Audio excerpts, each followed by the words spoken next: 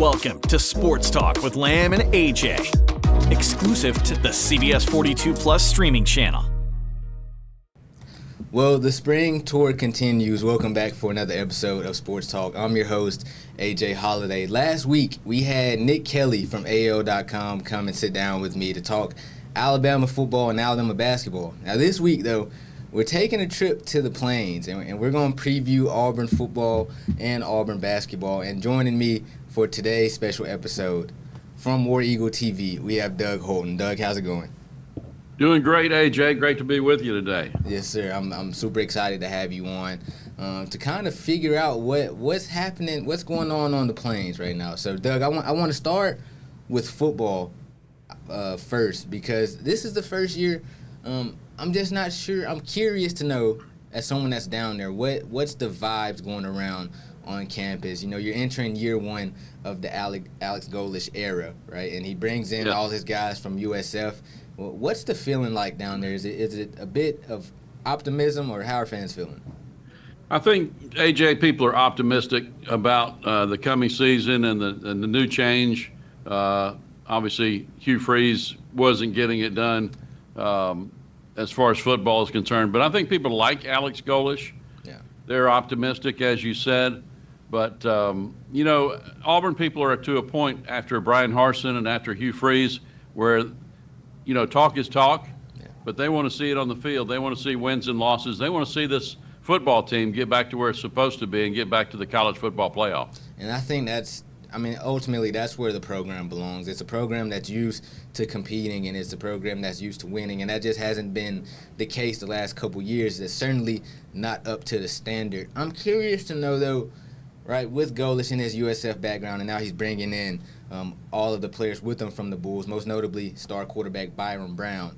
Is there a sense of, or a concern, I would say, of, hey, this is going to be USF but in orange and blue? Well, I don't know if that's a concern. There are probably good things about that and bad things about that. Yeah. They have some great players that they brought in, including Byron Brown. Yeah. And I think, you know, Coach Golesh is maybe using the roadmap that Indiana used to win the national championship when they brought all their players from the previous program. But, you know, AJ, the good thing about that is you've got all these South Florida players that are at Auburn now, and they know the system. They know what Alex Golesh expects. And so I think that's going to bring the rest of the Auburn guys that have been in the program, stayed in the program, along a little quicker. So I look at that as a positive, that those guys are coming in and helping Auburn to make that transition in year one and year two. And so Byron Brown, I just want to say, is an excellent player. I watched him a couple times in person, especially when USF came down to Tuscaloosa not too long ago, and they really gave Bama a run for their money. Right. Huge kid, really talented kid. Been getting a lot of flack I've seen on social media for his throwing motion, but the kid's a proven winner and a great all-around player. What does success look like for Golesh in year one? Is it simple? Is it as simple as just making a bowl game? Or what do you view success for him in year one? You can't say that, AJ, because that's what Hugh Freeze said a year ago and got him in a lot of trouble. Auburn people are tired of bowl games, and they're tired of, you know, 7-win seasons. They want to get, as I said, they want to get back to the college football playoff. And I think, you know, with the influx of South Florida players, like we mentioned, and, you know, some of the new faces coming in, that's the expectation at Auburn. It's not any lower than that. I think anything less than that, at least in my opinion, would not be Auburn football. Yeah, I have to agree with you. I'm happy to see that Golesh is I saw Gus Malzahn was on campus the other day, so just seeing that Golesh is, you know, not afraid to have people come in and to listen to other people is certainly an encouraging sign, and I'm certainly very optimistic to see how the Tigers are. And I know their spring game's coming up this Saturday. What are you looking for in that game, and are there players that are standing out right now? But what are you looking for in the spring game this Saturday? Yeah, and to your point, AJ, Gus Malzahn at the scrimmage this week, and obviously spent some time with Alex Golesh. And Bo Jackson, the same thing. He's talked, you know, about years past with Alex Golesh. But it seems to me, listening to Coach Golesh yesterday at his press conference, that he is really keyed in on the receivers on the offense. Couple of names that popped out to me: Deshaun Spencer, who is from Saraland, a big-time program, as you know, in South Alabama. He's a guy that caught Golish's attention, and also Brian Williams, who was a bigger guy from Orlando and was a track guy in Florida and Orlando, and a big-time receiver. So he's got some speed, he's got some size, and I think you got to have that in today's college football because, everything doesn't go as planned in the passing game. But DJ Broughton, another guy from South Alabama and Mary Montgomery High School that Alex Golish mentioned, in his press conference. But I think, AJ, as you mentioned, and as everybody has talked about, all eyes Saturday at the A-Day game are going to be on Byron Brown, the quarterback. And he's not going to be able to do a lot. You know how that goes. They're not going to hit him, and they're not going to get him injured. But people want to see him run. People want to see him throw the football. And, there is optimism on the Plains, but people want to see more. They want to see Byron Brown and what he can do. And they'll just get a taste of it Saturday, but I think that's what they want to see. Yeah, it's hard to disagree with that. You can't disagree with that. I think also Brown's going to be the headliner. I think one of Golish's best moves when he came in, though, was retaining DJ Durkin. Because, man, that defense is going to be fun. Like Xavier Atkins coming back. The defense is going to fly around. It's always been one of the strengths of the Tigers right now. Can they get the offense sort of up to speed? And certainly Right. with the home run capability of Byron Brown, there's a lot of things I feel like to be excited about on the Plains. Jeremiah Cobb coming back as a running back. So I'm interested to see, just sort of, I'm assuming the defense has to be the biggest strength as of now on the team, right? I think they'll be a strength, and I love DJ Durkin. Glad he came back. I was kind of a supporter of him, getting a look at the head coaching job. Didn't work out. But, yeah, as you mentioned, Xavier Atkins all over the field last year. He's going to be a player again this year. And Coach Golish really seems to like Elijah Melendez at linebacker. Has mentioned him several times this spring. So that is going to be a dynamic duo, I think, at linebacker, and probably the strength of this Auburn defense. I think Coach Durkin, you'll see him be a little more aggressive maybe this year under Coach Golish than he was under Coach Freeze. And another guy that he's mentioned several times from the Birmingham area, Jared Smith out of Thompson High School, an edge guy. We saw some glimpses of him last year, making tackles, making sacks, and pressures on the quarterback. And I look for him to continue that. Obviously, AJ, he's continued that this spring, and I look for him to continue his progress in the fall and become maybe an all-SEC player. Yeah, certainly a lot to be excited about. All eyes will be on the Plains this Saturday to get an early glimpse, right, of what the team's looking like. Obviously, it's not going to be a finished product as we're here in the spring. Right. Just to sort of see what it's looking like down there will certainly be exciting. A lot of guys, are nicked up at the end of spring and that kind of thing. So you're not going to see a lot in the spring game. It's just not the way college football is now. But you're right. Yeah. People want to see something and be optimistic this Saturday. For sure. So we're certainly looking forward to that. Let's switch gears to basketball, Doug. Obviously, Auburn coming off an NIT championship in a year where maybe I think it's safe to say they didn't have the year that they were expecting, but it ultimately ended up in them, winning the championship, right? And whether you're playing in a regular season game, an exhibition game, or a tournament game, the goal is to win. And so to end the season on a high note with the NIT era, NIT tournament, has to be some sort of positive to sort of build off of in year one of the Stephen Pearl era, right? I think it is a positive. As I think it was Overton after the game who was the most valuable player in the NIT finals there. I think he said after the game, we'll take it. So if you can't make the NCAA tournament and you get to the NIT, you'll take the championship, right? But, I think that was a positive. Auburn obviously has to get better in year two, and we'll see what happens after that with Stephen Pearl. It's an interesting situation and dynamic, as you know, with he and his dad, Bruce Pearl, who was very successful at Auburn and kind of handed off that job to Stephen. But I'm a little surprised at a few of the players that are returning to Auburn, not getting in the transfer portal. We've seen Tahad Pettiford come back. Overton is coming back, and also Sebastian Williams-Adam Adams coming back next year for the Tigers. So that's a little bit of a positive, too. We've also had some guys take off in the portal, as you saw Jovic, Philip Jovic, go to UCLA for I guess he got his couple of $1 million. Yeah, seems we like don't know that for sure, but Auburn's got a big 7-footer coming in, also who looks good on tape, or we don't call it tape anymore, video. But Narcisse Nagoy, a big 7-footer from France. We'll see how he does. And also, they're looking at a guy out of Arizona, Dwayne Aristode, who's a 6'8" guy.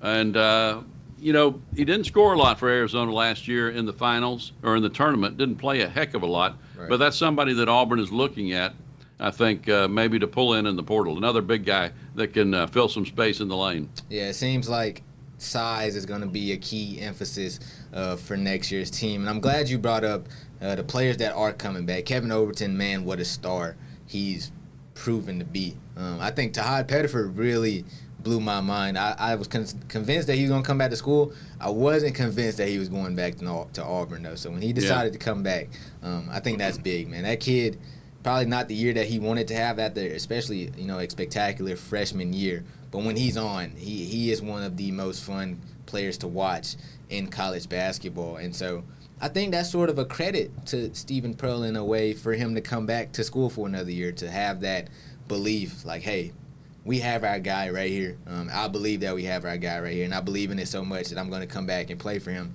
for another year. And that sort of shows, one, his love for Auburn, his belief in Pearl, and his belief that Pearl can get him to the next level. And so now, after losing players also, now you're just trying to sort of plug in and fill those gaps. But I think this team has the chance to be a lot better. I think the problem this year, it felt like at times, was just depth.